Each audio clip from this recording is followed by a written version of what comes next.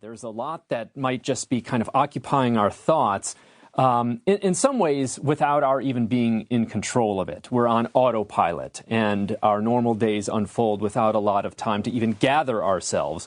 And that can be exhausting. Again, if you're like me, you might get to the end of the day and sometimes just be ready to just kind of collapse and turn the page.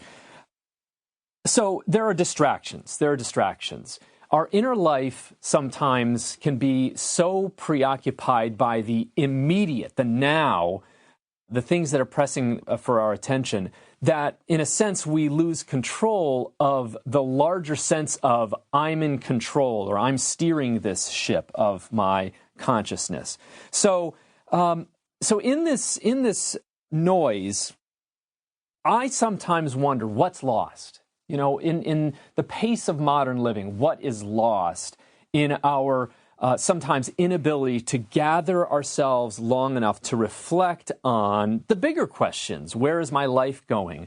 What does it all mean? What are the meaningful relationships in my life? Who is God? And what ultimately gives my life purpose? Those are kind of big questions that can get lost in this hurry up of the noise of our inner life. And what I think makes it even worse, and this strikes me as a very modern problem, ours is a world in which fragmentation of our consciousness is very, very easy, I think in part because of technology. So I mentioned social media being one example of that. But I even mean just the pace of things. And this is something that we can trace historically.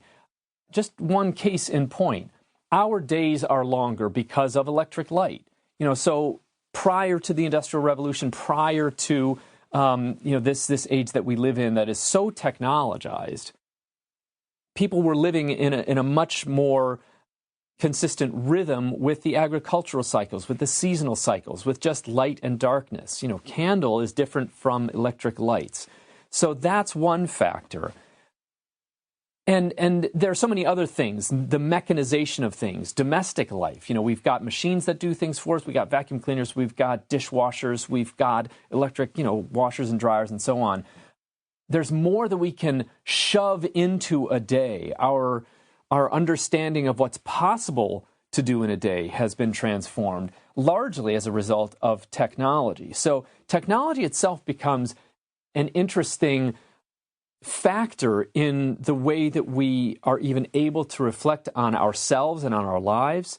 And my bottom line is that if there's always another thing that I can be doing because of, the fact that we can do so much today, that's another factor that crowds out my ability to enter into a reflective space, into a quiet space.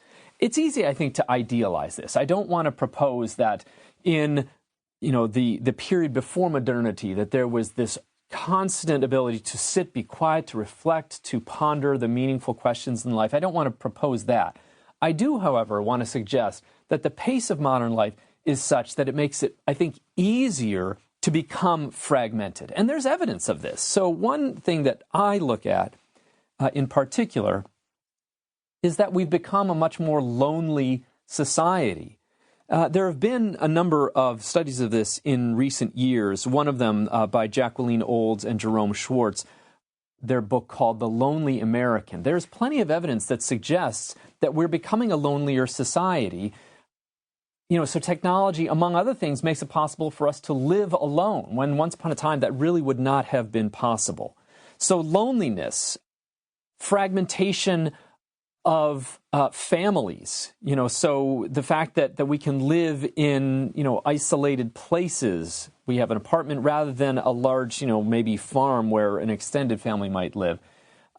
Those are factors that impact the way that we understand ourselves, the way that we reflect on our lives, the way that we even come to an understanding of our inner life.